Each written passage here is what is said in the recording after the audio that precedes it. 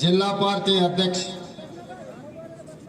BR कदम के नेतृत्व में भोकर विधानसभा कांग्रेस पार्टी के अभ्यर्थी पप्पू पाटिल को जिताने के लिए इस मंच पे शिवसेना NCP नेतागण तेलंगाना से आए हुए मेरा साथी मंत्रियों और AICC के नेतागण, मेरा बहुत प्यारे महाराष्ट्र के जनता को मैं नमस्कार करना चाहता हूं। मैं कहीं से नहीं आया, ना उत्तर प्रदेश, ना मध्य प्रदेश, ना बिहार से नहीं आया। मैं आया हूं आपके पड़ोसी राज्य से, तेलंगाना राज्य के मुख्यमंत्री हूं। जब निजाम की सरकार, उसके बाद आज़ादी मिलने के बाद भी हम लोग मिलजुल के रहे थे। एक ही सरकार में, एक ही जगह में, एक ही तालीम में हम लोग कर रहे थे। मगर जब विभाजन हुआ, आप लोगों को महाराष्ट्र में, कुछ अपने भाई बहनों को कर्नाटक में, बाकी का जो हिस्सा बचा वो तेलंगाना राज्य ने बनाया। इसीलिए मैं ये बात सीधा मैं कहना चाहता हूं, मैं आपके ही परिवार का हूं, मैं आपका ही भाई हूं। यहाँ पर जितने भी हमारे भाई लोग, हमारे बहन लोग हैं, मैं आपके ही परिवार से आया हूं, बगल के राज्य से। इसीलिए मैं आया हूं।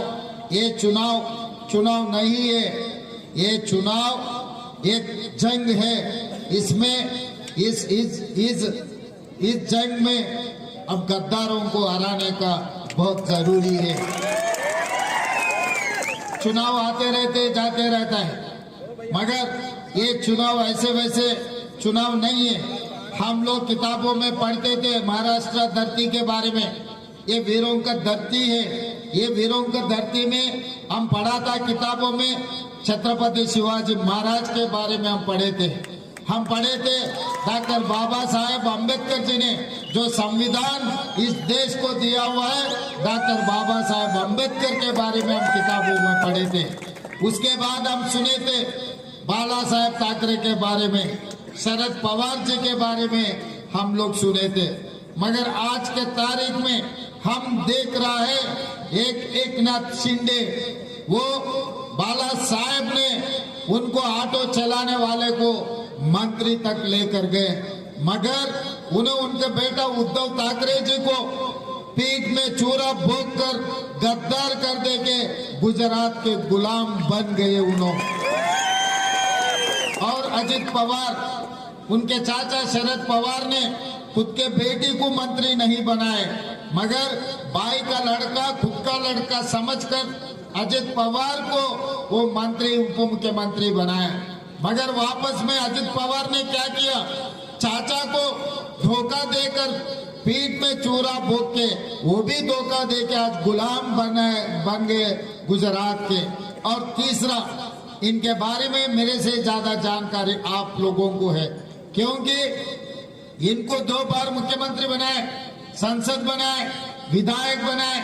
उनके फादर को भी महाराष्ट्र के मुख्यमंत्री बनाए। कांग्रेस पार्टी ने गली से लेकर दिल्ली तक जो नौकरी, जो कुर्सी देना है, अशोक चव्हाण साहब को सब कुछ दिया हुआ है कांग्रेस पार्टी और गांधी परिवार ने।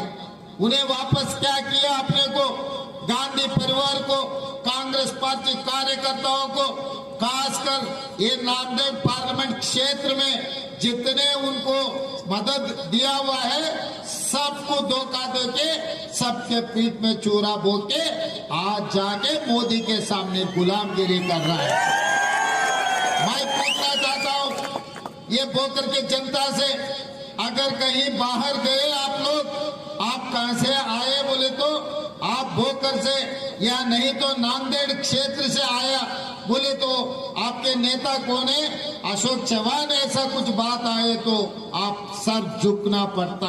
क्योंकि ये धोखेबाजों का अड्डा बनाने के लिए कोशिश कर रहे हैं। एकनाथ शिंदे जी ने, अजित पवार ने, अशोक चव्हाण ने ये महाराष्ट्र राज्य को एक धोखेबाजों का अड्डा बनाने के लिए कोशिश कर रहे हैं। हर केस ऐसे नहीं होने देना, क्योंकि हर मिनट यहाँ से कोई भी कुछ काम है, बच्चों पढ़े लिखने के लिए हैदराबाद खासकर तेलंगाना आते रहता है। मैं उन लोगों से बातचीत करते रहता हूँ, पूछताछ करते रहता हूँ क्या हो रहा है, क्या करना साहब। हमारा इतिहास अलग है, इसके धरती का पुत्र वीरों का धरती है, मगर आज धोखेबाजों का गद्दारों का अड्डा बनाने के लिए ये लोग कोशिश कर रहे हैं। ये दुखी की बात है। इसीलिए इस क्षेत्र से ये गद्दारों को सबक सिखाना है। यहाँ ये विधानसभा से एक कांग्रेस पार्टी कार्यकर्ता, एक किसान का बेटा, आपके भाई गरीब परिवार से आया, आज इन्हों टक्कर ले रहा है एक अमीर बोले तो कितना पैसे है, कितना धन है, खुद को भी हिसाब किताब पता नहीं है, उतने कमाया वो आदमी आज बोकर से चुनाव जीतने के लिए कोशिश कर रहा है। उनका हिम्मत एक ही है, पैसों का हिम्मत है।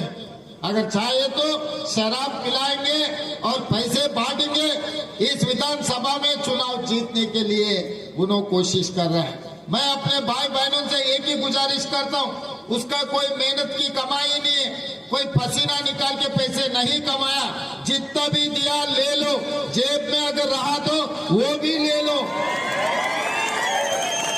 अगर वो भी खत्म हो गए उनके घर पे जाके घर में जो जो चीजें हैं वो भी मांग के ले लो, क्योंकि जो धोखाबाज है उनको सबक सिखाना है। दे रहे तो मना मत करो, सब कुछ ले लो, पूछ के ले लो, छीन के ले लो, मगर वोट तो पप्पू पाटिल को दो,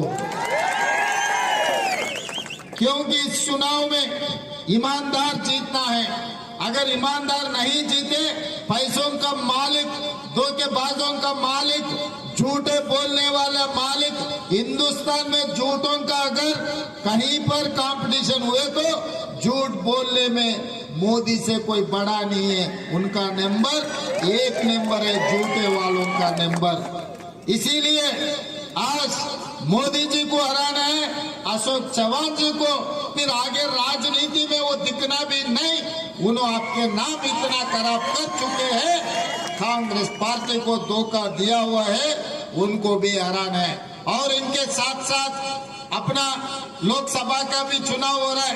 रविंद्र चौहान को मैं अभी धर्माबाद में छोड़कर आ रहा हूं, क्योंकि वहां के कैंडिडेट को जिताने के लिए वहां भी जलसा लगा है। मुझे सोलापुर जल्दी भागने का था, मैं वहां नहीं जा सका, इसीलिए डॉक्टर मृणाल पाटिल को वहां पर चुनाव जिताने के लिए और इनको रविंद्र चौहान को मैं वहां पर भेज दिए। मैं बोकर के जनता के सामने, मैं धर्माबाद के जनता को भी मैं गुजारिश करना चाहता हूं, वहां पर भी कांग्रेस पार्टी वाले का जिम्मेदारी इन्हों लेंगे, उनके साथ मैं भी लेता हूं। रविंद्र चौहान को आप लोकसभा में आप भेजने का बहुत जरूरी है।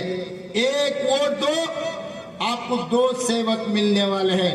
एक सेवक पप्पू पाटिल है, दूसरा सेवक तेलंगाना मुख्यमंत्री रेवंत रेड्डी आपके सेवक बनकर आप लोग एक आवाज दिए तो फिर बोकर मैं आऊंगा। इस बार कांग्रेस के उम्मीदवार शिवसेना और एनसीपी के मदद से इस चुनाव में जिता, आप लोग इनको अच्छा मेजॉरिटी से जिताने, आप लोग तैयार हैं जिताने के लिए? तैयार है?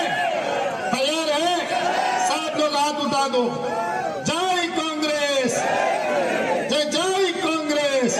धन्यवाद मित्रों।